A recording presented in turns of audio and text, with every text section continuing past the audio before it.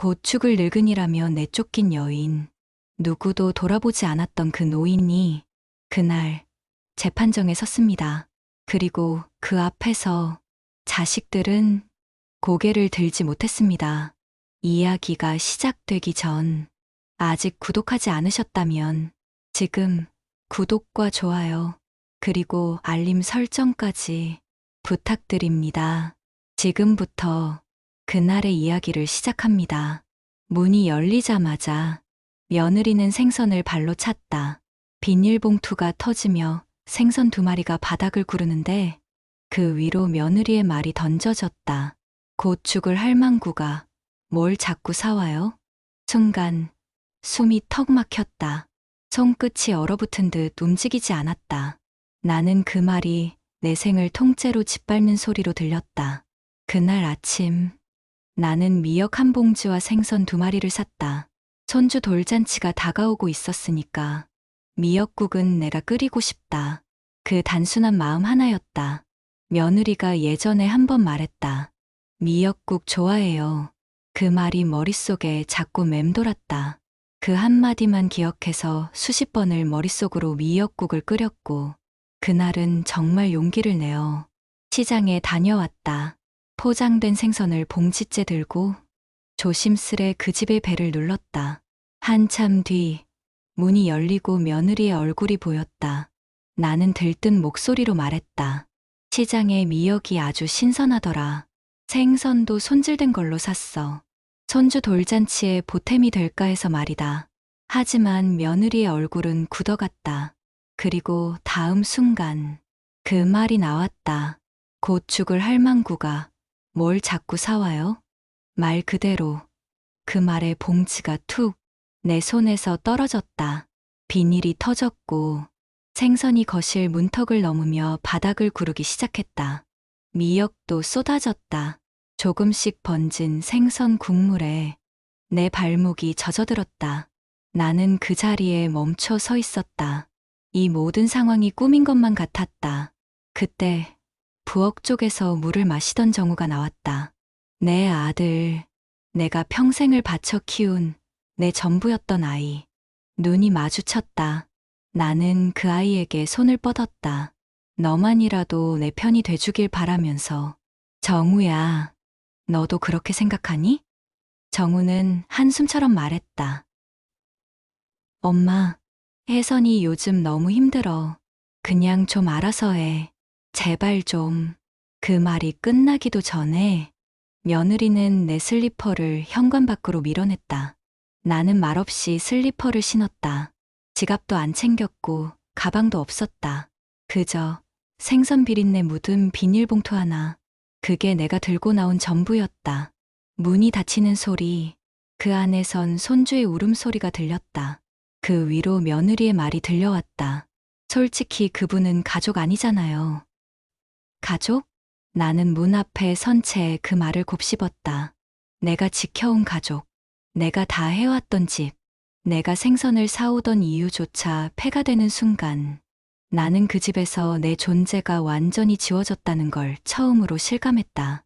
바람이 불었다. 비닐봉지가 휘날렸다. 생선 비늘이 묻은 손끝이 떨렸다.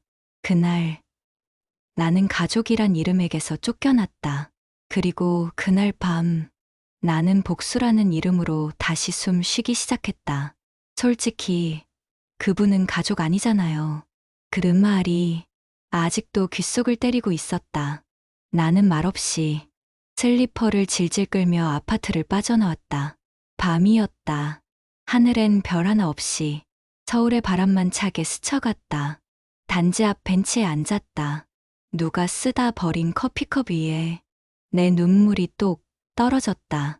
주머니를 뒤졌지만 지갑도 없었다. 핸드폰 하나, 생선 봉지 하나, 그게 내가 들고 나온 전부였다. 나는 천천히 전화기를 꺼내 가장 위에 저장된 이름을 눌렀다. 우리 정우. 호출음이 3번 울리고 그 아이의 목소리가 들렸다. 왜요, 엄마?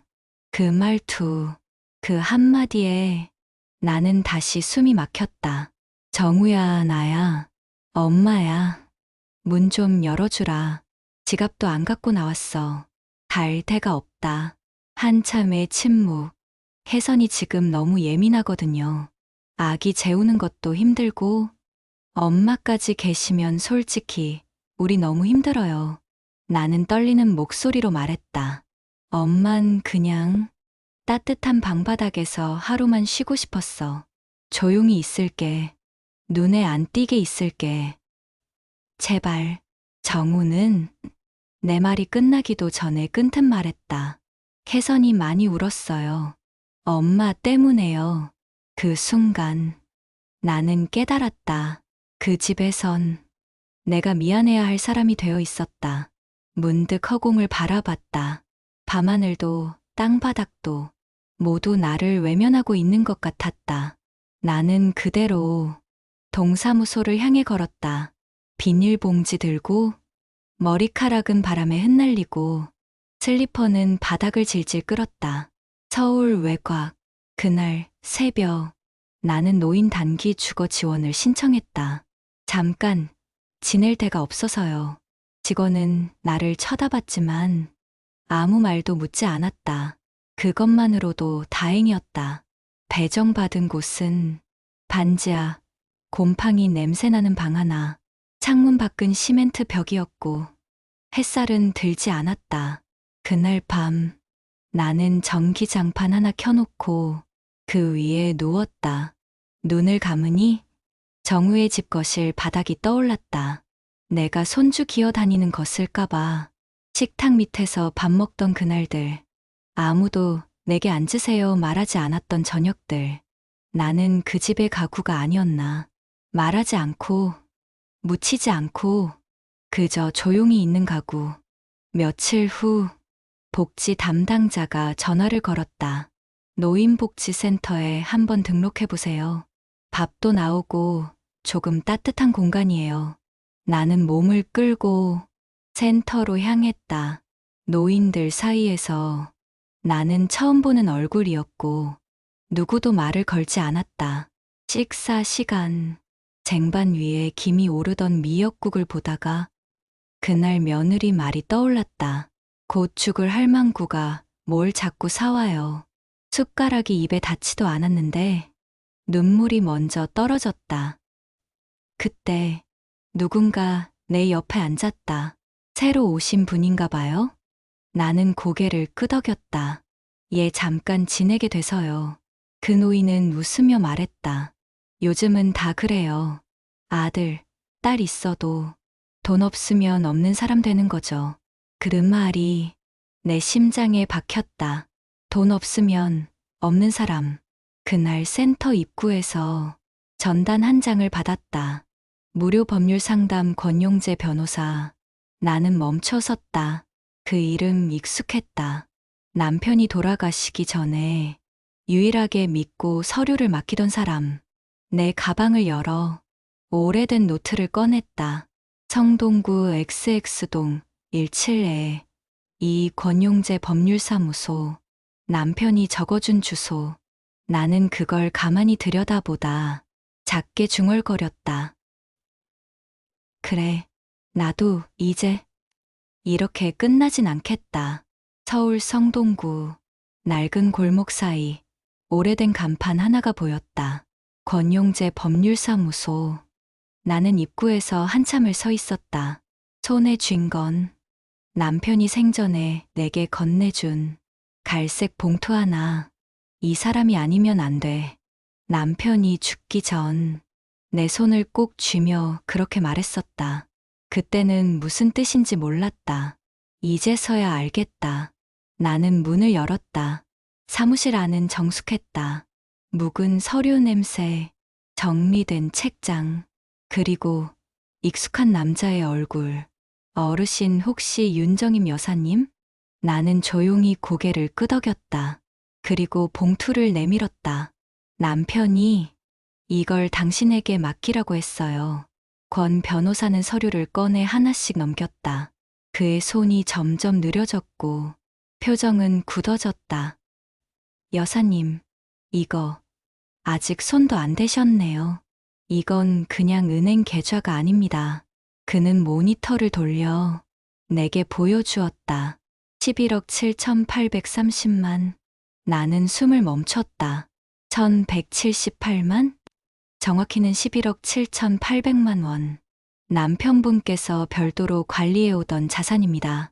여사님 명의로 살아있는 계좌죠. 나는 손으로 입을 가렸다. 그동안 시장에서 1,000원 단위로 흥정하던 내 손이 떨리고 있었다. 그리고 이게 더 큽니다. 여사님 이름으로 된 법인이 있습니다.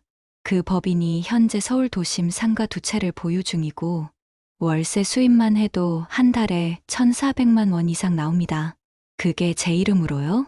권 변호사는 고개를 끄덕였다. 상속이 아닌 생전증여 처리로 되어 있어. 법적으로도 문제 없습니다. 여사님이 움직이시기만 하면 전부 되찾을 수 있습니다. 나는 그 자리에 주저앉을 뻔했다.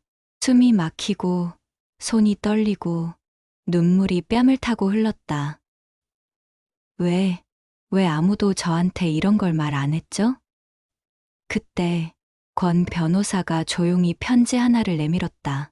노랗게 바랜 봉투, 익숙한 필체, 정임에게 연기를 올림. 나는 편지를 펼쳤다. 자네가 이 편지를 본다는 건 내가 이미 세상을 떠났다는 뜻이겠지. 정임아, 나는 평생 자네에게 고마웠네. 당신은 늘 묵묵히 가족을 위해 버텨줬지. 그래서 내가 가진 모든 것을 자네에게만 남기고 싶었네. 자네가 나중에 혹시라도 외면당하는 날이 오면 이 돈이, 이 건물이, 이 법인이 당신의 자존심이 되어줬으면 좋겠네. 영길, 나는 편지를 꼭 쥐었다. 손끝이 젖었다. 눈물이 봉투에 스며들었다. 그 사람, 나를 알고 있었구나. 며느리가 날 향해 그분은 가족 아니잖아요 라며 내쫓던 그 순간이 떠올랐다. 가족, 그 집도, 그 땅도 다 내 이름인데? 나는 조용히 말했다. 변호사님, 이걸 지금부터 하나씩 되찾고 싶어요. 권 변호사는 미소도 없이 고개를 끄덕였다. 이미 모든 권리는 여사님 겁니다. 움직이시기만 하면 됩니다. 나는 그날 처음으로 내 허리가 굽지 않았다는 걸 알았다. 나는 이제 윤정임이라는 이름으로 다시 걸어갈 것이다. 그리고 그들이 밟고 앉아 있던 그 집, 내가 쫓겨난 그 자리, 이제 내 이름으로 되돌려 놓을 것이다. 나는 곧장 아파트 관리사무소로 향했다. 오래전 그 집 등기 서류를 작성하던 기억이 아주 희미하게 떠올랐다. 301호 등기명의 확인 좀 하려는데요. 직원은 고개를 들더니 내 얼굴을 훑어봤다. 한참을 검색하던 직원이 말했다. 301호 윤정임 님 명에 맞습니다. 그런데 지금은 정우 씨 부부가 거주 중이라. 나는 말없이 가방에서 소유권 증명서를 꺼내 탁 하고 테이블 위에 내려놓았다. 상관없어요. 오늘부로 퇴거 통보할 겁니다. 직원은 당황한 듯 물었다. 직접 하시겠어요? 네, 지금부터 그 집의 진짜 주인은 나니까요. 그날 오후 나는 종이 한 장을 출력했다. 본 주택의 소유주는 윤정임입니다. 불법 거주 시 즉시 퇴거 조치 예정입니다. 소유주 윤정임. 투박한 글씨. 하지만 그 안에는 서러움과 굴욕, 눈물과 분노, 그리고 살아남은 자의 조용한 단호함이 담겨 있었다. 나는 테이프를 들고 그 집 앞에 섰다. 익숙한 현관문. 몇 달 전 내가 생선 봉지 들고 쫓겨났던 그 문. 그 문에 이제 내 이름을 붙이는 순간이었다. 찰칵, 찰칵, 테이프 붙는 소리가 현관을 울렸다. 그때 문이 살짝 열렸다. 부은 얼굴, 멍한 눈, 며느리 혜선이었다. 어머님? 여기서 뭐 하세요? 나는 한마디도 하지 않았다. 그저 붙인 종이를 가리키고 고개를 끄덕였다. 문틈으로 보이는 집 안 풍경, 소파, 베란다, 부엌, 식탁, 그 모든 공간이 바로 내 이름으로 된 공간이었다. 나는 말없이 돌아섰다. 엘리베이터를 향해 천천히 걸어갔다. 그 순간 나는 처음으로 등이 굽지 않았다는 걸 느꼈다. 바닥을 보지 않았다. 눈치를 보지 않았다. 눈물이 흐르지 않았다. 내가 걸어 나올 땐 쫓겨나는 발걸음이었지만 지금은 돌아오는 주인의 걸음이었다. 그 집 안. 정우와 혜선은 문에 붙은 종이를 바라보았다. 윤정임, 민명희, 불법 거주 퇴거 조치? 문 위에 붙은 그 단 몇 줄이 그들의 모든 권리를 산산조각 내버렸다. 나는 그날 밤 혼자 있는 반지하 방 안에서 작게 웃었다. 자, 시작이야. 토요일 오후 나는 검은 파일을 손에 쥐고 조용히 카페 앞에 섰다. 이곳 며느리 혜선이 친구들과 함께 운영 중이라는 카페. 몇 해 전 혜선이 그랬었다. 어머니, 정우 친구들이랑 작은 카페 하나 열까 해요. 마침 괜찮은 땅이 있어서요. 건물주는 아무 관심도 없대요. 그냥 알아서 써도 된대요. 나는 그때 웃으며 고개를 끄덕였었다. 그래, 젊을 땐 해봐야지. 그 괜찮은 땅, 그 아무 관심 없는 건물주. 그게 바로 나였다. 카페 문을 열었다. 실내는 고급스러웠다. 향 좋은 커피 냄새, 말쑥한 직원들, 그리고 한쪽 테이블에 모여있는 여자들. 그 중심에 혜선이 앉아 있었다. 정말? 와, 우리 혜선이 완전 사모님 다 됐네. 어떻게 이런 자리 찾았어? 건물주가 천사야 뭐야. 그때 말한 시어머니는 어떻게 됐어? 아휴, 그분은 알아서 나가셨어요. 이젠 저희끼리 깨끗하게 살고 있어요. 하, 그 웃음소리가 내 귓가에 바늘처럼 박혔다. 나는 카운터로 갔다. 대표자 박혜선 씨, 지금 계시죠? 서류 좀 전달드릴 게 있어서요. 직원이 당황해하며 고개를 끄덕였고 곧 혜선이 나왔다. 어머니? 나는 조용히 그녀를 바라봤다. 그리고 말했다. 그래, 나다. 여기 잘 됐더라. 자리도 좋고. 어쩐 일이세요? 나는 가방에서 봉투를 꺼내 그녀의 손에 쥐어줬다. 이거 내가 앉아있는 그 자리 이야기다. 혜선은 서류를 들여다보다 표정이 굳었다. 소유자 윤정임, 임대계약 없음 무단 점유, 임대료 2년 미납 총 6,400만 원, 철거 명령 기한 30일 이내. 이건 무슨, 이 건물 내 거야. 그 땅도, 내가 앉아있는 이 자리 내 이름으로 등기돼 있어. 순간 혜선의 얼굴이 핏기 하나 없이 하얘졌다. 그녀 뒤에서 친구들이 하나둘씩 눈치를 보며 수군댔다. 진짜야? 그럼 불법 점유? 세상에, 임대료도 안 냈대. 혜선은 나를 끌고 카페 구석으로 갔다. 어머니, 제발 여기서 이러지 마세요. 체면이라는 게 있잖아요. 친구들도 있고 손님도 있고. 나는 조용히 웃었다. 그 웃음은 그녀가 내 이름을 짓밟던 날과는 전혀 다른 무게였다. 체면? 그 말 나한테 하기엔 너무 늦지 않았니? 그땐 제가 너무 힘들어서. 그래, 그땐 그랬겠지. 근데 지금은 너무 당당하더라. 남의 건물에서, 남의 땅에서 남의 이름을 지우고 웃고 있는 내 모습. 참 대단하더라. 나는 마지막 서류 한 장을 건넸다. 철거 및 정산 요청서. 소유자 윤정임 법적 회수 절차 착수 중. 30일 줄게. 정리하고 나가. 아니면 법대로 갈 거야. 그 말에 혜선은 처음으로 고개를 숙였다.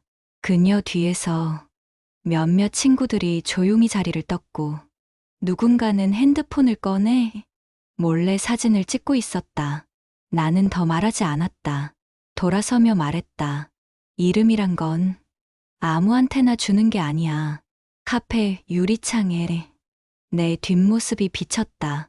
흐릿했지만 그 속에 있는 나는 더 이상 쫓겨난 시어머니가 아니었다. 나는 지금 내 이름으로 세상을 바로잡고 있었다. 반지하 방, 가스불 위에 물을 올리고 김이 피어오르는 냄비를 멍하니 바라보던 저녁. 창문 틈으로 바람이 새어들었고 전기장판은 삐걱거렸다. 그날따라 현관 쪽에서 인기척이 났다.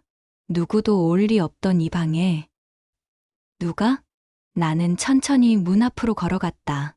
심장이 뛰었다. 조심스럽게 문을 열자 그 앞에 은우가 서 있었다.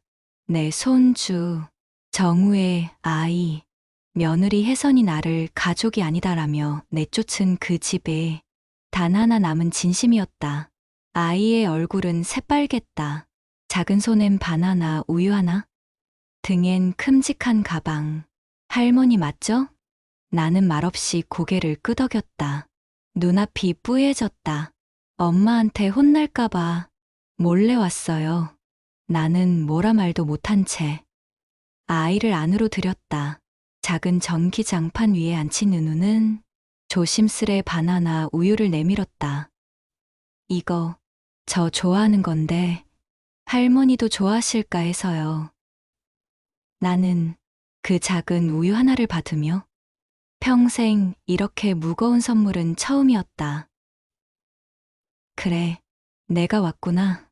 눈물이 뚝 떨어졌다. 할머니, 왜 울어요? 아니야. 그냥 고마워서. 나는 국물에 밥을 말아 은우에게 내밀었다. 이거 할머니가 끓인 국이야. 정우도 어릴 땐 이 국 좋아했었어. 아이의 입에 밥이 들어가는 걸 보며 나는 조용히 천천히 숨을 쉬었다. 할머니, 엄마는 할머니 이야기하면 화내요. 근데 난 할머니 보고 싶었어요.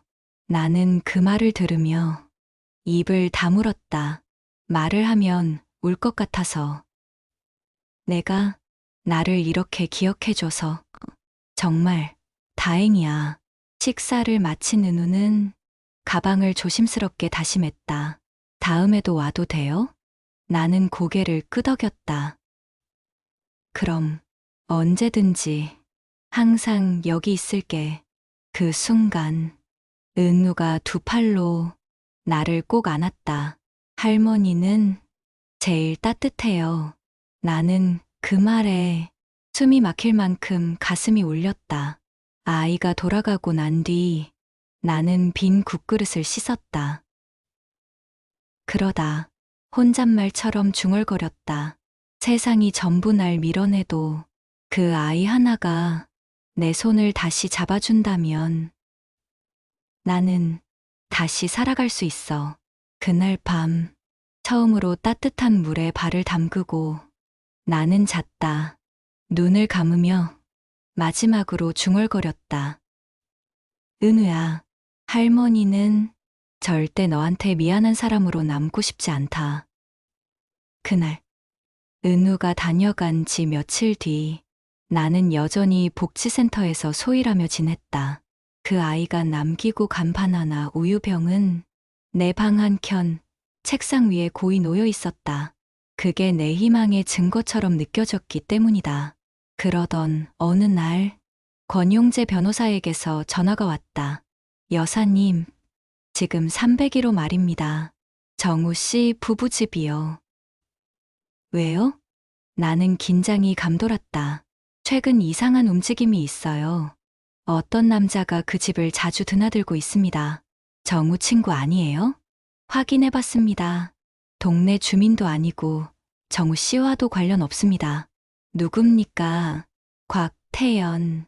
과거 부동산 사기 혐의로 수차례 조사받았던 인물입니다. 그 이름을 듣는 순간 나는 의자 등받이에 등을 기댄 채 숨을 크게 들이마셨다.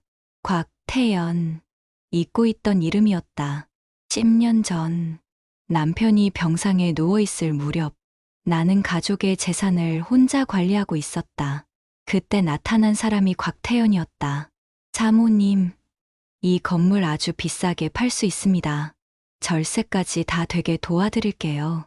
단, 명의만 제 쪽으로 잠깐 이전하면 나는 흔들릴 뻔했다. 그런데 그가 내민 서류에 있던 도장이 남편의 위조된 사인이었다. 나는 그 자리에서 그의 멱살을 붙잡았다. 내 남편 이름 함부로 쓰면 넌 이 바닥에서 2번 다시 못 일어날 거야. 신고는 했지만 증거 불충분으로 처벌은 면했고 그 후 그 사기꾼은 사라졌었다. 그런데 지금 그 사람이 내 며느리 곁에 다시 나타난 것이다. 나는 권 변호사를 통해 그들이 최근 작성한 문서를 입수했다. 토지 임대차 명의 변경 의향서. 서류엔 내 이름으로 된 땅을 곽태연 명의로 넘길 준비가 되어 있었고 마지막 페이지엔 내 도장을 정교하게 흉내낸 위조 사인이 찍혀 있었다. 나는 손이 떨렸다. 문서를 부여잡고 숨을 고르지 못했다. 이건 단순한 욕심이 아니었다. 이건 나라는 사람 자체를 세상에서 지워내려는 짓이었다. 그날 밤 나는 남편의 영정사진 앞에 섰다. 당신이 남긴 거 내가 다 지킬게요. 그 사람이 돌아왔어요. 예전에 당신 이름 함부로 썼던 그 사기꾼. 이번엔 나까지 없애려 해요. 하지만 이젠 달라요. 이젠 지키는 사람이 아니라 베어낼 사람이 될 겁니다. 그 다음 날 아침 나는 조용히 한 구절을 노트에 적었다. 사람이 2번 속으면 그건 실수지만 3번 속으면 내가 바보다. 나는 바보가 아니다. 이번엔 끝장을 볼 것이다. 서울 마포구 등기소 민원실. 오전 9시 42분. 권용재 변호사는 내게 민원실 CCTV 화면을 보여주었다. 작은 회의실에 2 사람이 나란히 앉아 있었다. 곽태연, 그리고 박혜선. 이거 법인 대표자 변경 서류고요. 지금 소유자는 윤정임인데 현 상황에선 의사 능력이 없다고 주장합니다. 그래서 새로운 대표자 박혜선 명의로 임시 등기 이전을 진행하려고 합니다. 담담하게 서류를 건네는 곽태연. 그 옆에서 얌전히 앉아 있는 혜선. 말 한마디 안 했지만 그녀의 침묵이 모든 걸 승인하고 있었다. 나는 그 장면을 그대로 보며 입술을 꽉 물었다. 의사 능력 없음? 나를 치매 환자로 만들겠다는 거였다. 내가 계약도 서명도 못하는 사람이라고. 그래서 법인 명의도 땅도 계좌도 전부 정신 멀쩡한 사람들이 가져가겠다고. 그걸 진짜 시도했다고요? 나는 권 변호사에게 물었다. 그는 천천히 고개를 끄덕였다. 네, 진단서도 위조됐고 서명도 조작된 정황입니다. 어제 기준으로 법인명의 변경 절차가 1차 심사를 통과했습니다. 순간 내 2 눈앞이 번쩍하고 어두워졌다. 나는 자리에서 일어나 작은 거울을 들여다봤다. 나는 치매도 아니고 정신도 말짱하고 그 어느 때보다 맑고 분명했다. 그런데 나를 정신 나간 노인으로 만들어버리려는 거였다. 가만두지 않겠다. 그 말이 내 입에서 처음으로 나왔다. 조용히, 그러나 또렷하게. 그날 밤 나는 권 변호사와 함께 법인 대표명의 정지 가처분 신청을 냈다. 모든 서류에 내가 직접 이름을 쓰고 날짜를 적고 서명했다. 그리고 그 서류를 들고 법원에 가는 엘리베이터 안에서 나는 작은 미소를 지었다. 내가 아직 누군지도 모르는 애들이 벌써 상속 다 받아간 줄 알았나 보지. 며칠 뒤 곽태연과 혜선은 다시 등기소를 찾았다. 그러나 담당 직원은 서류를 밀어냈다. 죄송하지만 이 명의 변경은 보류됐습니다. 현재 대표자 본인의 직접 서명 확인이 있었고 가처분 결정도 함께 도달했습니다. 곽태연의 표정이 굳었다. 뭐라고요? 직원은 쐐기를 박았다. 윤정임 여사님, 직접 오셔서 모든 권리 행사를 하셨습니다.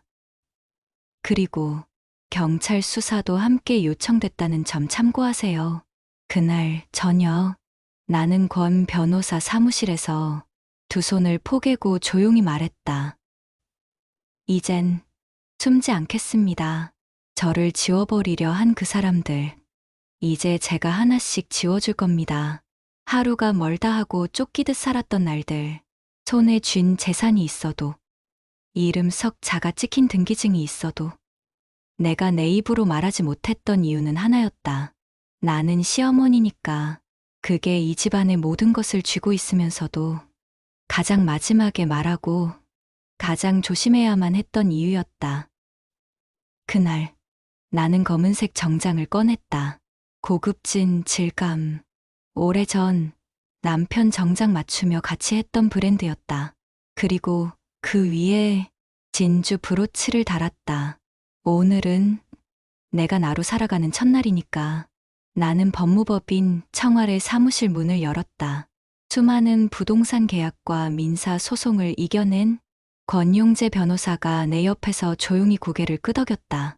준비됐습니까, 여사님? 나는 고개를 끄덕였다. 이제부터 그 애들이 무너지는 걸 보러 갑시다. 그날 오후 나는 301호 정우 부부의 집 앞에 다시 섰다. 도어락 비밀번호는 여전히 바뀌어 있었다.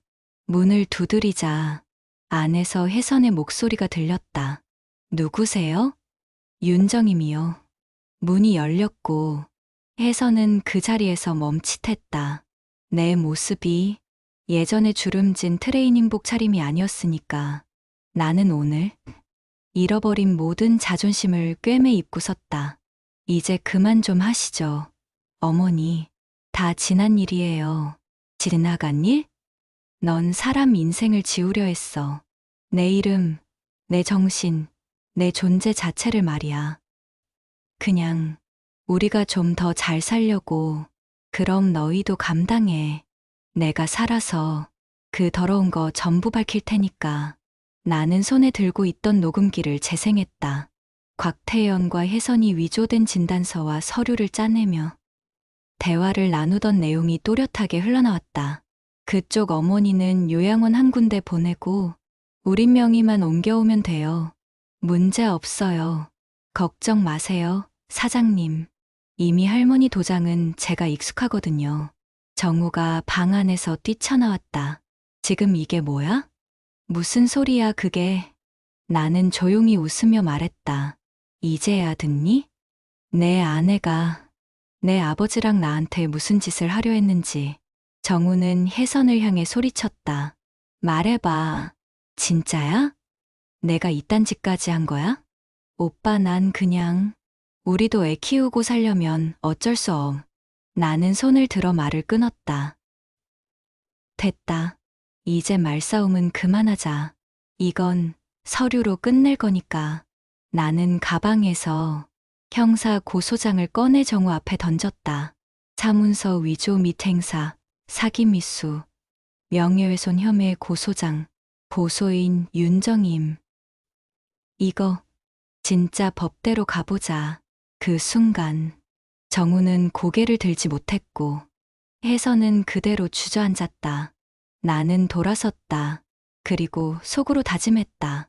오늘부로 나는 아들이며 며느리며 그 이름들에 더 이상 얽매이지 않기로 했다. 이젠 나로 살아가겠다. 윤정임으로 서울중앙지검 형사 3부 조사실. 하얀 등을 맞대고 앉은 두 사람. 정우 그리고 혜선. 검사의 음성은 차갑고도 단호했다. 사문서 위조, 사기미수 혐의 인정하십니까? 혜선은 떨리는 손으로 물을 들었다. 입술은 바짝 말라 있었고 눈빛은 이미 무너져 있었다. 저는 그냥 시어머니가 너무 고집이 세셔서 저희가 좀 도와드릴 줄 알았어요. 검사는 서류를 책상에 내리쳤다. 이게 도와주는 겁니까? 땅과 건물을 며느리 명의로 돌리고 당사자를 치매 환자로 만들려 한 게? 죄송합니다. 전 그저 정우는 아무 말이 없었다. 자신의 이름이 기재된 일부 서류에도 본인 서명이 적혀 있었기 때문이다. 검사는 차갑게 물었다. 박정우 씨는 어머니가 이런 상황에 처해 있다는 걸 정말 몰랐습니까? 정우는 그 말에 쉽게 대답하지 못했다. 고개를 들지 못한 채 조용히 말했다. 저는 그냥 아내가 하자는 대로 했습니다. 어머니랑은 많이 멀어져 있었고, 한편 윤정임은 같은 시간 조사실 옆 대기실에서 조용히 앉아 있었다. 손에는 남편의 유언장이 담긴 봉투가 들려 있었다. 그건 아직 쓰지 않은 최종 병기였다. 권 변호사가 들어와 말했다. 여사님, 현재 상황으론 두 사람 모두 공범 인정. 사문서 위조 및 행사, 부동산 사기 혐의로 입건될 가능성 높습니다. 나는 고개를 끄덕였다. 이제 시작이네요. 하나씨, 내가 잃은 걸 되찾는 시간. 며칠 뒤 서울지방법원 제7호 법정 첫 재판이 열렸다. 혜선은 여전히 억울하다는 듯 고개를 저었고 정우는 손을 떨며 재판정에 앉아 있었다. 그 사이 나는 조용히 입장했다. 법정에 들어서는 내 모습에 시선이 집중됐다. 피고 측에서 말하길 원고는 정신적 의사 능력이 없는 상태라고 주장했으나 원고는 직접 가처분 신청을 했고 위조된 진단서의 발급병원이 존재하지 않는다는 점이 밝혀졌습니다. 재판장이 고개를 끄덕였다. 본 재판은 위조와 사기에 의한 부동산 점유 시도 혐의에 대해 정식 심리로 전환합니다. 나는 법정을 나서며 긴 복도 끝을 바라봤다. 그곳에 은우가 서 있었다. 나를 보며 웃는 아이. 나는 조용히 손을 흔들었다. 그래, 이 모든 건 너를 위한 거야. 나 하나가 무릎 꿇으면 너까지 무너질 테니까. 서울지방법원 제7호 법정 두 번째 공판. 오늘은 피고인 직접 진술이 예정된 날이었다. 나는 여전히 맨 앞줄 정면 재판장 앞에 앉아 있었다. 정우와 혜선은 그 뒤 피고석에 앉아 있었다. 어느 때보다 긴장감이 도는 법정 안. 재판장은 서류를 정리하며 말했다. 피고 측 직접 진술 기회를 드립니다. 먼저 자리에서 일어난 사람은 뜻밖에도 정우였다. 그는 천천히 앞으로 나왔다. 마이크 앞에 서서 마른 입술을 적시고 입을 열었다. 어머니? 그동안 너무 죄송했습니다. 순간 법정 안 공기가 무겁게 가라앉았다. 저는 아버지가 돌아가신 후 어머니를 너무 쉽게 밀어냈습니다. 어머니가 우리 가족을 위해 해온 것들을 너무 당연하게 생각했고, 그게 점점 짐처럼 느껴졌던 것 같습니다. 그는 잠시 말을 멈추더니 고개를 숙였다. 정신이 나간 사람처럼 만들자고 할 때 처음엔 저도 반대했습니다. 근데 아무것도 하지 않았습니다. 저는 공범입니다. 아들이 아니라 가해자였습니다. 뒤이어 혜선이 자리에서 일어났다. 그녀는 처음으로 법정에서 눈물을 흘리며 말했다. 어머니, 저 정말 죄송해요. 저는 어머니가 너무 강한 분이라 생각했어요. 늘 당당하시고 늘 우리보다 한 발 앞서 계시니까. 그런데 어느 순간 그 당당함이 저희한테 벽처럼 느껴졌어요. 죄송합니다. 저희가 그 벽을 허물기보단 무너뜨리려고 했습니다. 나는 조용히 고개를 떨궜다. 단 한마디도 하지 않았다. 하지만 그 순간 정우가 피고석 앞에 무릎을 꿇었다. 어머니, 한 번만 용서해 주세요. 혜선도 그 뒤를 따랐다. 정우 옆에 주저앉은 그녀는 조용히 머리를 숙였다. 법정 안. 조용한 침묵만 흐르고 있었다. 무릎 꿇은 사람은 내가 아니라 그들이었다. 법정 밖. 나는 복도에 앉아 조용히 눈을 감았다. 당신 들었어요? 우리 아들이 무릎을 꿇었어요. 사람이 참 그렇게 낮아지기도 하는구나. 권 변호사는 조용히 내 옆에 앉았다. 여사님, 용서하실 건가요? 나는 조용히 미소를 지었다. 아직 그럴 때는 아니죠. 벌은 받아야죠. 그래야 다시 설 수 있으니까요. 멀리서 은우가 유치원 가방을 메고 달려왔다. 할머니, 나는 두 팔을 벌렸다. 아이를 아는 그 순간 나는 확신했다. 이 모든 싸움의 끝에 내가 지키고 싶었던 건 바로 이 아이였다고. 서울 서초구 권용재 변호사 사무실. 윤정임은 조용히 가죽 가방에서 오래된 봉투 하나를 꺼냈다. 봉투 겉면에는 흐릿하게 남편의 필체가 남아 있었다. 내가 떠난 후 정우와 혜선이 이 선을 넘는다면 이 서류를 권용재에게 맡기도록 2021.9.3. 박인범. 권 변호사는 봉투를 조심스럽게 열었다. 안에는 공증 문서 일부, USB, 그리고 손으로 쓴 편지 한 통이 들어 있었다. USB 재생 영상 속 박인범. 정우야, 혜선아, 이 영상을 본다면 아마 내가 떠난 뒤겠지. 너희가 지금쯤 어떤 선택을 했는지는 모르겠다. 하지만 혹여 내 어머니를 몰아내려 하거나 정신적으로 무능하다는 이유로 법인을 빼앗으려 했다면 그건 내 뜻을 어긴 것이자 가문 전체에 먹칠하는 짓이다. 윤정임은 눈을 감고 들었다. 남편의 목소리가 오랜만에 다시 돌아온 것만 같았다. 이 문서에는 내가 가진 법인 지분 75% 전부를 윤정임에게 상속하겠다는 유언이 포함돼 있다. 내 어머니는 내 모든 사업의 동반자였고 가장 믿는 사람이었다. 내가 떠난 후에도 그 사람의 뜻이 존중받길 바란다. 혹시라도 그 뜻을 꺾으려 한다면 그건 내 자식이 아니다. 권 변호사가 영상을 멈췄다. 정우는 말을 잃었고 혜선은 손으로 입을 막았다. 윤정임은 조용히 입을 열었다. 내가 이걸 바로 내밀지 않았던 이유는 너희가 조금이라도 인간적인 선택을 할 거라고 믿었기 때문이야. 하지만 넌 내 도장을 베꼈고 날 치매 환자로 만들었고 심지어 이 편지를 쓰신 분의 뜻까지 모욕했어. 정우는 무릎을 꿇었다. 엄마 진짜 몰랐어. 난 그냥 혜선이 말만 믿고 윤정임은 말없이 고개를 끄덕였다. 그러나 그 눈빛은 흔들림 없이 단단했다. 이젠 내 차례야. 그동안 너희가 했던 모든 선택에 책임을 지게 할 차례. 그날 오후 법무부의 공식 상속 문서가 제출되었다. 윤정임은 박인범 상속자로서 법인 대표와 자산의 100% 권한을 회복했다. 그리고 정우와 혜선은 민영사 책임에 대한 소환을 정식 통보받았다.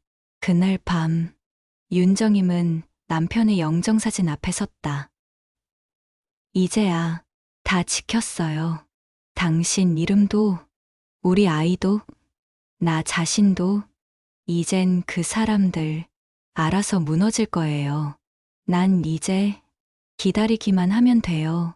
서울중앙지검 권용재 변호사 사무실 내부.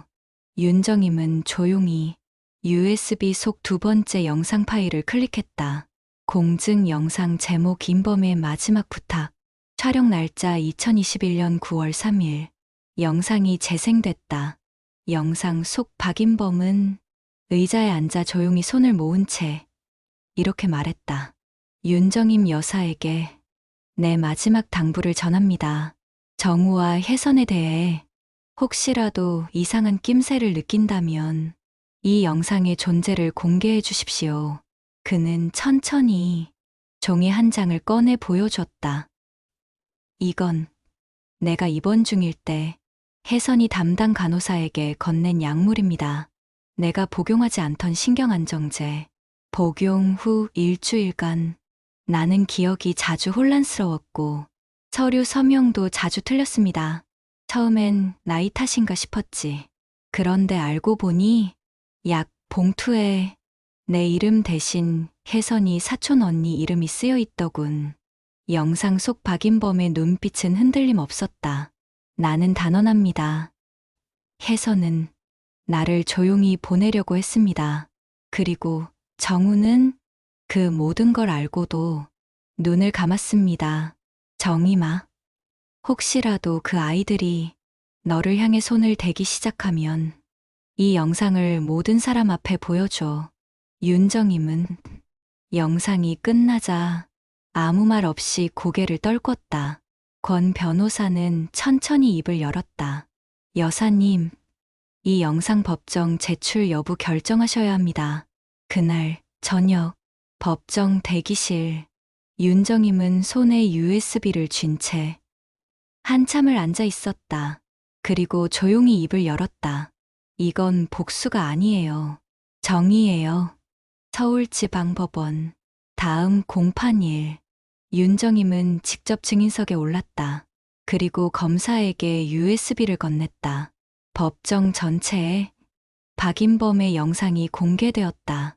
나는 지금 살아있을 때 내 아내와 나를 향해 얼마나 무서운 일이 벌어졌는지 기록해둔다.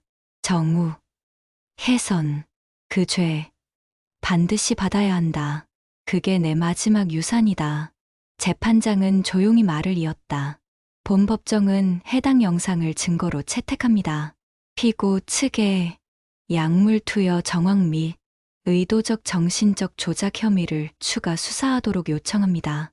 정우는 얼굴이 하얗게 질렸고 혜선은 입술을 깨물며 고개를 숙였다. 윤정임은 말없이 단단한 얼굴로 법정을 떠났다. 그날 세상은 알게 됐다. 윤정임은 치매 환자가 아니었고 그들을 위해 침묵했던 게 아니라 증거를 모으기 위해 기다리고 있었던 것이다. 서울 반포동 윤정임의 낡은 아파트. 조용한 거실에 윤정임은 홀로 앉아 있었다. 테이블 위엔 봉투가 한 장 놓여 있었고 그 안엔 며느리 혜선이 보낸 사과 편지가 담겨 있었다. 그 편지를 천천히 접어 넣으며 윤정임은 낮게 혼잣말을 했다. 이제 와서 뭘 용서해달라는 거니? 1년 전 남편 박인범이 병원에 입원하던 날 밤 윤정임은 병실 쓰레기통 속에서 약 봉투를 하나 발견했다. 그 위에 적힌 이름 최혜련, 혜선의 사촌 언니 이름. 하지만 약의 성분은 자신의 남편이 복용할 약이 아니었다. 정신안정제? 임범 씨가 먹는 약이 아닌데. 그날 밤 윤정임은 약국 3군데를 직접 돌며 약 봉투에 대한 추적을 시작했다. 그리고 일주일 후 남편의 정신 상태가 점점 흔들리기 시작했다. 날짜를 기억하지 못하고 서명을 틀리기 시작했다. 그제서야 윤정임은 확신했다. 이건 우연이 아니야. 박인범의 장례식을 마친 후 윤정임은 집에 돌아와 옷장 깊숙한 서랍을 열었다. 그곳엔 남편이 남긴 USB와 그가 사망 직전 남긴 유서가 있었다. 혹시라도 내가 손에 쥔 그 서류들에 낯선 이름이 찍혀 있다면 그건 정우와 혜선이 나를 속였다는 증거다. 그 순간부터 윤정임은 마음을 바꿨다. 싸워야겠다. 지켜야겠다. 하지만 바로 나서진 않았다. 1개월 전 윤정임은 조용히 변호사를 찾았고 법무법인 청와에 상담을 신청했다. 지금까지 제가 참아온 이유요? 증거가 없으면 전 그냥 치매 걸린 시어머니에 불과하잖아요. 하지만 지금부터는 다릅니다.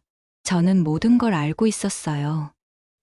현재 윤정임은 손에 쥔 사과 편지를 바라보다 조용히 웃었다. 내가 너희를 몰랐던 게 아니야. 너무 잘 알아서, 너무 정확히 알기에 내가 움직이지 않았던 거야. 그날 오후 정우와 혜선은 경찰 조사를 위해 출석했다. 출입문 앞 기자들이 몰려들었다. 정우 씨, 어머니를 속이셨다는데 사실입니까? 혜선 씨, 약물 투여 의혹 인정하십니까? 윤정임은 TV 속 장면을 보며 조용히 차를 한 모금 마셨다. 그제서야 진짜 복수의 맛이 입안 가득 퍼졌다. 지금이 딱 좋아. 너무 뜨겁지도 너무 차갑지도 않게 딱 적당하게 무너지는 중이야. 서울 반포동 윤정임의 아파트. 비가 내리던 오후 초인종 소리가 울렸다. 띵동. 윤정임은 느리게 일어나 문을 열었다. 현관 앞 정우와 혜선이 서 있었다. 우산도 없이 흠뻑 젖은 채 정우는 말없이 고개를 숙였고 혜선은 떨리는 목소리로 말했다. 어머니, 죄송합니다. 윤정임은 아무 말 없이 그들을 바라봤다. 잠시 후 입을 열었다. 비 맞고 싶은 거면 좀 더 맞다 오지 그래. 감정 소비도 이제는 너희 마음대로 안 되는 거 알아야지. 정우가 무릎을 꿇었다. 엄마, 제발 단 한 번만 마지막 기회를 주세요. 아무것도 안 해도 돼요. 그냥 얼굴이라도 볼 수 있게 해주세요. 혜선도 함께 고개를 숙였다. 정말 미쳤었어요. 그 돈이 그렇게 큰 줄 몰랐고 그 죄가 이렇게 무거울 줄도 몰랐어요. 윤정임은 조용히 손을 모았다. 너희가 지금 이렇게 오는 이유가 뭐야? 진심으로 사죄하고 싶어서? 아니면 남은 게 나밖에 없어서? 정우는 대답하지 못했다. 그저 고개를 깊이 숙인 채 자신의 무릎을 바라볼 뿐이었다. 윤정임은 문 옆 작은 책장에서 작은 상자를 하나 꺼냈다. 그 안에는 가족 사진 한 장이 들어 있었다. 이 사진 찍을 때 너 은우 안고 있었지. 그때 난 내가 진짜 아버지가 됐다고 믿었어. 그녀는 사진을 천천히 찢었다. 그리고 한 장 한 장 우체통 옆 쓰레기통에 넣었다. 나는 이 집에서 다시는 너희 발소리를 듣고 싶지 않아. 지금 이 순간부로 나는 너희의 가족이 아니야. 정우는 울음을 터뜨렸다. 혜선은 바닥에 주저앉았다. 그들은 그렇게 그 집 앞에서 끝없이 울기만 했다. 윤정임은 조용히 문을 닫았다. 문 너머 그녀는 중얼거렸다. 사람은요, 언젠가 갚게 돼 있어요. 그게 눈물인지, 고통인지, 아니면 평생의 죄책감인지. 그날 밤, 윤정임은 은우와 함께 침대에 누워 있었다. 작은 등이 할머니 가슴에 기대어 조용히 물었다. 할머니, 오늘 누가 울었어요? 응, 누군가가 잘못을 조금 늦게 깨달았거든. 은우는 잠들었고 윤정임은 조용히 불을 껐다. 그날 한 가족이 무너졌고 한 여자는 지켜냈다. 가을 바람이 살짝 부는 한강변 벤치. 윤정임은 은우의 손을 꼭 잡고 앉아 있었다. 노란 은행잎이 바람을 타고 흩날렸고 그 사이로 은우가 조심스레 물었다. 할머니, 나 크면 뭐가 될까? 윤정임은 천천히 미소 지었다. 우리 은우는 뭘 하든 사람답게 살아. 그게 제일 중요한 거야. 아이의 손을 한 번 더 감싸 쥐었다. 그 손 안에 있는 작은 온기가 윤정임에겐 삶의 전부였다. 며칠 전 윤정임은 법무사무소에 들러 후견인 변경과 친권 박탈 신청서를 제출했다. 담당 직원이 조심스럽게 물었다. 정우 씨는 생존 중인데 친권 박탈까지 원하시는 이유가? 그녀는 흔들림 없이 고개를 끄덕였다. 그 애는 한 번도 부모였던 적이 없어요. 아이는 지금부터라도 제대로 된 보호를 받아야 합니다. 서류 한 장, 도장 하나를 넘기면서도 윤정임의 눈빛은 단단했다. 그녀가 이제 보호하려는 건 자신의 재산이 아니라 한 아이의 미래였다. 밤이 되자 책상 위에 수십 장의 메모와 서류가 정리되어 있었다. 초등학교 전환 상담 일정, 심리치료 전문가 명단, 그리고 교육지원재단 안내서까지. 윤정임은 허리를 펴며 조용히 중얼거렸다. 이제 시작이네. 아이를 키운다는 건 단지 밥을 먹이고 재우는 게 아니니까. 그녀는 한 장씩 꼼꼼히 넘기며 아이를 위한 공부를 시작했다. 은우의 손을 다시는 놓지 않기 위해. 다음 날 윤정임은 은우를 상담센터에 데려갔다. 아이를 상담실에 들여보내고 그녀는 상담사와 단둘이 앉아 이야기했다. 애가 말을 잘 안 해요. 그 일 이후로 표정도 굳어졌고요. 근데 자꾸 저만 보면 웃어요. 그래서 저한테 갇힌 건 아닐까. 그런 생각도 들고요.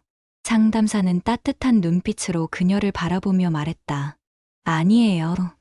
윤 여사님 덕분에 이 아이는 붙잡을 손 하나를 갖게 된 거예요. 그 손 놓지만 않으면 돼요. 아이는 반드시 회복합니다. 밤이 되자 윤정임은 옷장 깊숙한 곳에 숨겨뒀던 오래된 박스를 꺼냈다.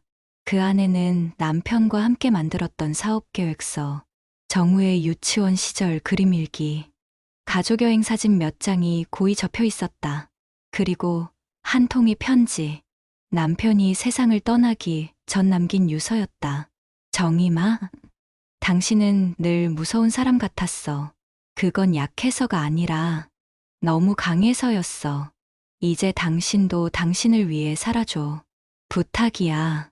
편지를 가슴에 품은 채 그녀는 천천히 눈을 감았다. 다음 날 아침, 은우는 유치원으로 등원했고 텅 빈 집엔 윤정임 혼자 남았다. 그녀는 오랜만에 자신을 위한 서류를 펼쳤다. 여성 창업 지원 프로그램 신청서, 작은 사업을 준비하던 시절을 떠올리며 조용히 펜을 들었다. 그래, 나도 다시 시작해보자. 이번엔 나를 위한 인생이니까. 윤정임은 아침마다 한강 둔치를 걷는 습관이 생겼다. 모자 깊이 눌러쓰고 조용히 고개 숙인 채 걷는다. 그런데 사람들의 시선이 따갑게 느껴지기 시작했다. 옆을 지나던 아주머니 두 명이 속삭였다. 저 사람 맞대. 그 며느리랑 아들 고소한 여편네. 복수했다며? 치매인 척 했다잖아. 소름 끼쳐. 윤정임은 고개를 더 깊이 숙였다. 한 인터넷 포털 뉴스. 제목은 이렇게 적혀 있었다. 치매 시어머니. 알고 보니 복수기? 가정 내 복수극의 진실은 어디에? 기사 내용은 사실과 달랐다. 인터뷰하지도 않았고 입장도 묻지 않았다. 하지만 댓글은 순식간에 달렸다. 저런 사람은 감정도 무뎌졌겠지. 아들 망가뜨려 놓고 잘 산다니 참. 그냥 재산 싸움 아닌가? 그날 오후 윤정임은 카페에 앉아 은우의 유치원 알림장을 보고 있었다. 조용히 책장을 넘기는데 뒤편 테이블에서 목소리가 들렸다. 요즘 세상 무서워. 가족끼리도 재산 때문에 고소하고 늙은이들이 더 독하대. 그녀는 조용히 책을 덮었다. 잠시 눈을 감고 천천히 숨을 들이마셨다. 며칠 뒤 은우의 유치원 상담일. 선생님이 조심스럽게 말을 꺼냈다. 어머님, 은우 어머님 쪽에서 몇 번 전화를 주셨습니다. 아이 면회라도 하게 해달라고. 저희는 일단 보호자 입장 확인이 필요해서. 윤정임은 고개를 끄덕였다. 그 아이의 어머니는 제 아들 인생을 망가뜨렸고 제 손자의 인생도 무너뜨렸어요. 아이의 회복이 우선입니다. 면회는 나중에 아이가 스스로 판단할 수 있을 때. 집으로 돌아오는 길, 윤정임은 편의점 앞을 지나며 신문 한 부를 샀다. 구석에 조그맣게 실린 짧은 칼럼. 고발된 진실이 모두 옳은가? 기자는 가정 해체의 책임이 누구에게 있는지 애매하게 던지며 윤정임을 비판하고 있었다. 그날 밤 혼자 앉아 조용히 차를 마시던 그녀는 노트 한 장을 꺼냈다. 그 위에 이렇게 적었다. 나는 복수하지 않았다. 나는 살아남은 것이다. 뉴스가 쏟아지고 조롱이 이어지고 시선이 따가워도 그녀는 매일 일어났다. 은우를 등원시키고 상담센터에 데려가고 아무 일 없던 듯 살아갔다. 그리고 어느 날 유치원 앞 한 아이가 은우에게 다가와 말했다. 너네 할머니 무섭다던데? 은우는 작게 웃으며 대답했다. 우리 할머니 안 무서워. 나는 매일 할머니가 있어서 좋아. 그 말을 들은 윤정임은 멀리서 조용히 눈을 감았다. 그래, 누구는 나를 욕해도 얘한테만큼은 세상에서 제일 따뜻한 사람이고 싶다. 비가 그친 오후, 윤정임은 은행에서 돌아오던 길에 우편함에 꽂힌 등기 우편 한 통을 받았다. 서울법무공증센터 박인범 건. 봉투에 찍힌 그 이름을 보는 순간 그녀의 손끝이 살짝 떨렸다. 집으로 돌아와 봉투를 열자 안에는 USB 하나와 공증 확인서가 들어있었다. 윤정임은 주방 식탁에 앉아 노트북을 켰다. 화면이 켜지고 검은 배경에 음성이 흘렀다. 녹음 파일 시작. 정임아.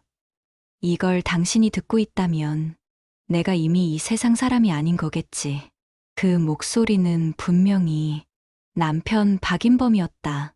당신이 모든 걸 알아낼 거라는 건 난 알고 있었어. 당신은 한 번도 약한 사람이 아니었으니까. 하지만 만약 내가 없어진 후에도 정우와 혜선이 그런 식으로 굴었다면 당신은 반드시 은우를 지킬 거라고 믿었어. 윤정임은 말없이 손등으로 눈가를 닦았다. 그래서 준비했어. 내가 살아있을 때는 말하지 못한 걸. 이 USB 안에는 우리 재산의 진짜 분배 서류와 은우 앞으로 설정해둔 신탁계좌 자료가 있어. 누가 뭐래도 은우는 우리 둘이 마지막으로 남긴 희망이야. 윤정임은 파일을 열어 천천히 확인했다. 박인범은 자신의 사망 6개월 전 정우와 혜선 몰래 은우 이름으로 거액의 신탁 계좌를 설정해두고 있었다. 그리고 그 계좌의 관리 권한은 윤정임에게만 부여되어 있었다. 정임아, 나 없이 힘들겠지만 당신이라면 할 수 있어. 그리고 꼭 기억해. 당신은 세상 누구보다 똑똑하고 지혜로운 여자니까. 녹음은 그렇게 끝이 났다. 그녀는 노트북을 덮고 조용히 USB를 껐다. 손으로 얼굴을 덮고 아무 말 없이 그대로 잠시 앉아 있었다. 말없이 흘러내리는 눈물. 하지만 이번엔 억울함도 분노도 아닌 따뜻한 감정이 섞인 눈물이었다. 그날 밤 윤정임은 은우와 나란히 누워 작은 등을 가만히 쓰다듬었다. 은우가 속삭였다. 할머니, 오늘은 왜 눈물 나요? 윤정임은 조용히 웃으며 대답했다. 그냥 누군가가 우리를 아직도 지켜보고 있는 것 같아서. 아주 멋진 사람 하나가 윤정임이 한강 둔치를 걷고 있던 날이었다. 늘 그렇듯 모자를 깊게 눌러쓰고 고개를 숙인 채 걸었다. 그때 등 뒤에서 익숙한 목소리가 들렸다. 정임 씨, 괜찮으신가요? 놀라서 고개를 돌리자 그곳엔 남편 박인범의 오래된 친구이자 법무법인에서 함께 일하던 정영철 변호사가 서 있었다. 정임은 당황한 얼굴로 인사했다. 오랜만이에요, 변호사님. 정영철은 조용히 웃으며 말했다. 그땐 아무 말도 못 들었습니다. 인범이 간 다음 당신이 얼마나 무너질까 걱정됐지만 오히려 당신이 우리를 지켜냈더군요. 두 사람은 근처 벤치에 나란히 앉았다. 바람에 흔들리는 나무십 사이로 잠시 침묵이 흘렀다. 정영철이 먼저 입을 열었다.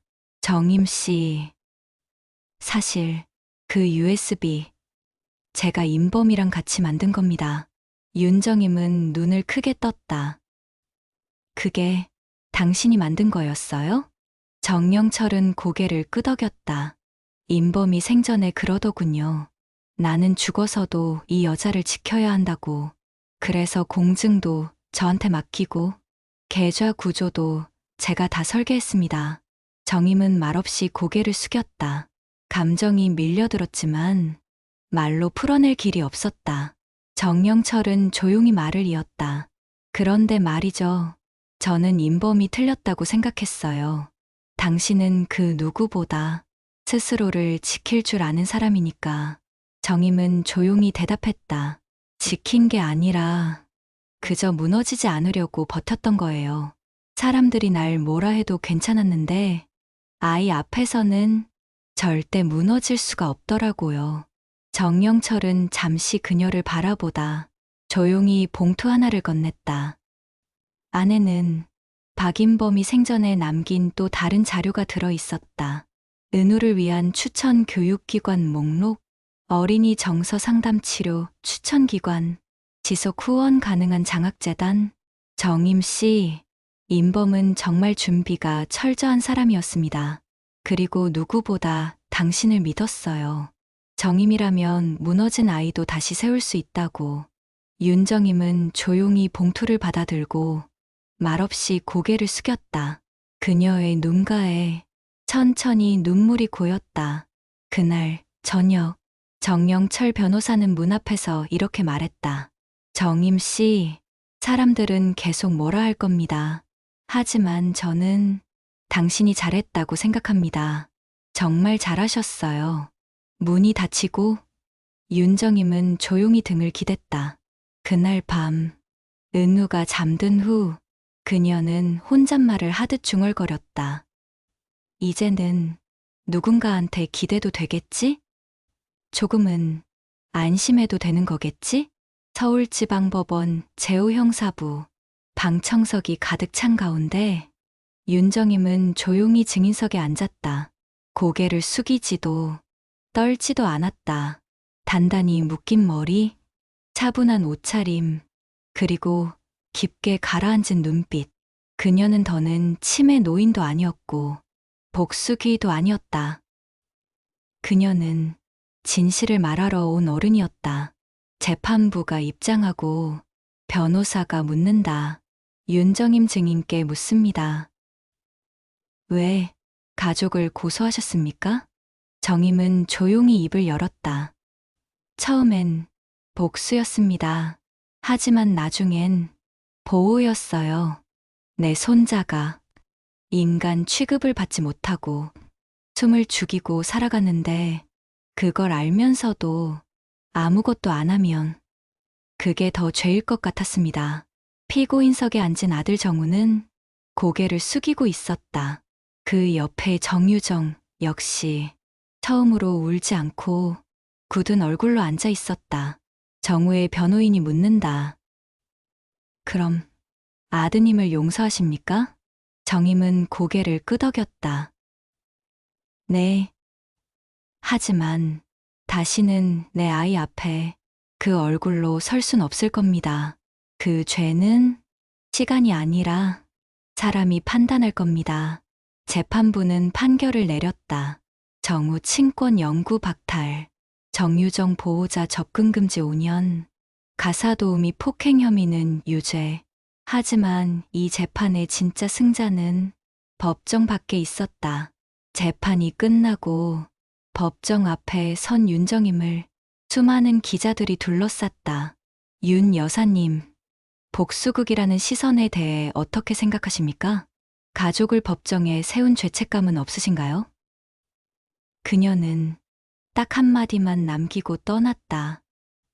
저는 살아있는 아이를 한 명 지켰을 뿐입니다. 며칠 후, 윤정임은 손자 은우와 함께 작은 밭에 나와 있었다. 은우가 물었다. 할머니, 사람들이 왜 우리를 싫어해? 그녀는 조용히 웃으며 말했다. 그 사람들은 우리 이야기를 제대로 모른 채 그냥 떠드는 거야. 우린 앞으로 잘 살면 돼. 잘 살다 보면 나중엔 그 소리도 멈춰. 그날 저녁, 윤정임은 작은 책상 앞에 앉아 편지 한 장을 적었다. 당신이 떠난 뒤 나는 사람을 잃었고 세상을 잃었고 신뢰도 잃었습니다. 하지만 당신이 남긴 아이 하나로 다시 살아볼 용기를 얻었습니다. 이제 나는 두려워하지 않습니다. 편지는 접어 책장 한 켠에 넣었다. 그리고 조용히 불을 끄고 잠이 들었다. 당신이라면 이 상황에서 어떻게 하시겠습니까? 구독과 좋아요, 알림 설정은 이 이야기를 만드는 큰 힘이 됩니다.